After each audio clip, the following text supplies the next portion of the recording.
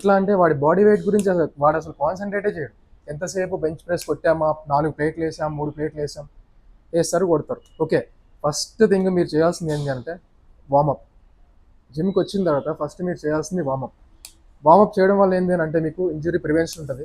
మీరు మెంటల్గా ప్రిపేర్ అవుతారు. ఆ వర్కౌట్కి ఏం చేయాలి అని మెంటల్ ప్రిపరేషన్ ఉంటుంది. వర్కౌట్ స్కెడ్యూల్ ఏం చేయాలి, ఏ వర్కౌట్ చేయాలి, ఎన్ని వర్కౌట్ చేయాలని. అండ్ సెకండ్ థింగ్ వచ్చేసి ప్రాపర్ టెక్నిక్.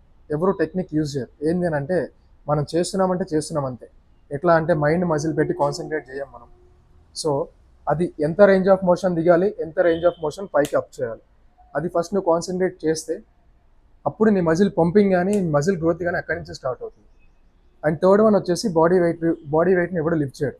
ఓకేనా, first push-ups, pull-ups, parallel bar dips.